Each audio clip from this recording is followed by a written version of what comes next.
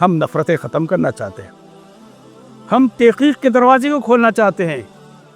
آؤ تحقیق کرو، کیونکہ معرفت کے بغیر آپ کو، روح کے بغیر آپ کو، روحانیت کے بغیر آپ کو تسکین نہیں ہے، کیونکہ روح ہی آپ کو غالب کرے گی۔ اور ہر زمانے میں روح نے جو ہے غلبہ حاصل کیا ہے۔ ہم روح کی طرف آئیں، ہم دین کی طرف آئیں، ہم روحانیت کی طرف آئیں، ہم تصوف کی طرف آئیں، ہم طریقت کی طرف آئیں، ہم سرکار دو عالم حضرت محمد عربی صلی اللہ علیہ وسلم کا پیغام دنیا انسانیت تک پہنچانے کے لیے در جو ہے وہ مولا علی کرم اللہ وجہہ نے کھولا ہے۔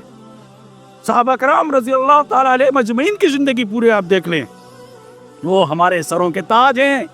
ہر صحابی اپنا ایک مقام ہے ان کا، انہوں نے قربانیاں دی ہیں، انہوں نے جو ہے اپنا ہر چیز لٹا دیا ہے، اور لٹانے کے بعد ان کو جو خطاب ملا، انعام ملا، وہ رضی اللہ تعالیٰ عنہ کا ملا ہے۔ پھر روحانیت کے لیے آل نبی اولاد علی، یہ نفرت نہیں کرنا ہے، عداوت نہیں رکھنا ہے۔ آل نبی اور صحابہ کرام کی شان کو دیکھیں، جدا نہیں ہے، ہر صحابی آل نبی سے محبت کر رہے تھے۔ آج نفرتیں تقسیم ہو رہی ہیں، آج ہم نے اپنے اپنے مساجد تقسیم کر لیے ہیں، دوسرے فرقے والے کو مسجد میں داخل ہونا نہیں دے رہے ہیں۔ ہم نے لکھ دیا ہے کہ اللہ کا گھر ہے، وحدت انسانیت کے لیے، اسلام کے آفاقی پیغام کے لیے ہمیں ایک مٹھ ہونا پڑے گا، اس حبل کو پکڑنا پڑے گا۔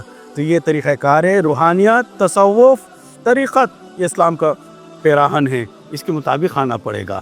کیونکہ جس طریقے سے مولانا روم نے غلامی کری شمس تبریز کی، تو مولانا روم بنے تو وجود جو ہوتا ہے ہر زمانے میں اللہ والا ہوتا ہے، ولی ہوتا ہے، غوث قطب ابدال اوتاد وقت کا امام ہوتا ہے۔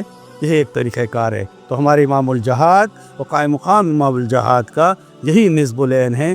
ہم نے اپنے اس پیغام کو پہنچانا ہے، کس کے لیے؟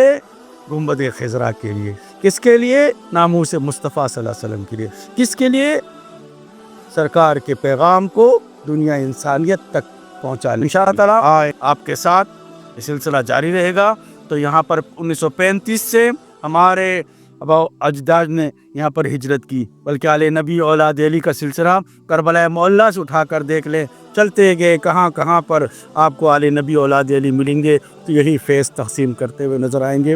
آج یہی فیض جاری و ساری ہے، روحانیت کا، تصوف کا، علم لدنی کا، یہی فیض دلوں پہ حکمرانی کا ہے۔